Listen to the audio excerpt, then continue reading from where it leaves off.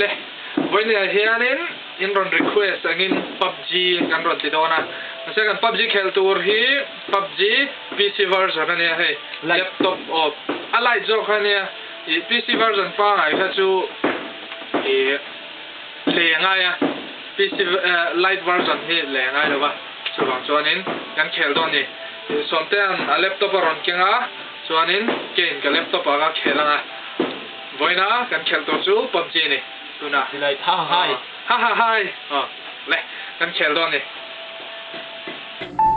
hai ole hey ka thian pa Rempuia local lol maya alu kan me sak do na ni Rempuia hi shelo inom takin ka channel luya khan gaming kan ti china games ti sang PC games computer games CS te PUBG te wrestling te Valorant te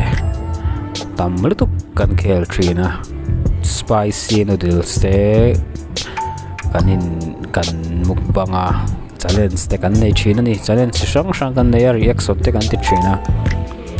chuanin ma se ka channel kha achiat ta ka wang khanin a thar kan siam nuwa khanin kan buai talu duga kanin mu lei thei lawa kanom tlang lei thei lawa na te kan lo nei ta ka wang khanin video kan siam tlang lei thei talawa chuanin comment na lama khanin na chungchang hi min zo e zeu thina wang khanin ti hianin aron ka rem chang boka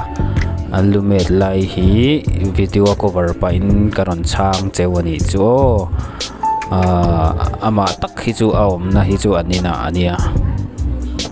aom ni nubui fanau te pon ei ve to a ke pon nubui fanau ko nei to a han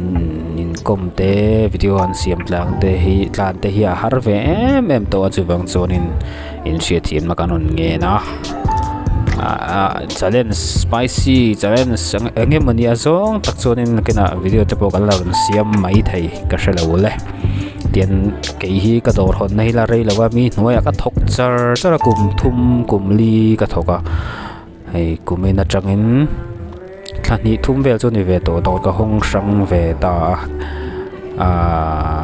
nei sum nei ro sum klem te mangin kananin khor ve a tikhan kan form lut vet nok andia ala chang tung lo em ma dor te po chuan hei aron kala ron met zia zela ka dora hian chunin hei don chum chu fence lamten an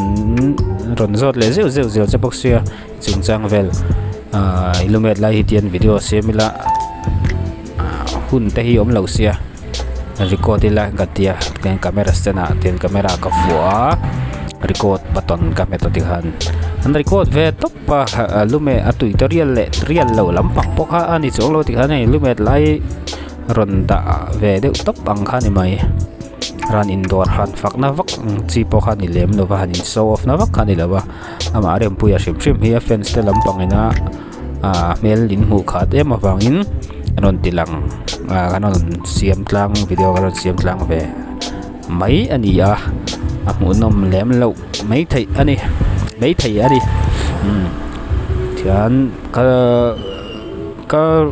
phone ka storage ka lo full de ore nge mani minute ria chaw kha lo in record ta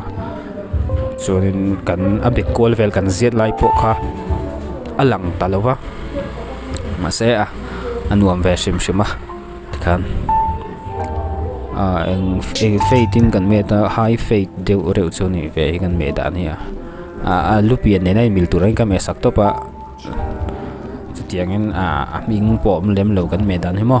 high fade ani mel view ani zirna mu ma kan ei lem lawa tian kema thiam ka thiam ve ta ba kom som pathum vel ka dei lai chen te sam kan me ta kan lu kan me ta tikan dora ka thoka dora tha ka in cher chiam tikan mi noya mi me tan te kan ena tikan develop lo pani hei pui alo in zai ve la mul hi zia tu ma zai lo khop mai kha song khani ro se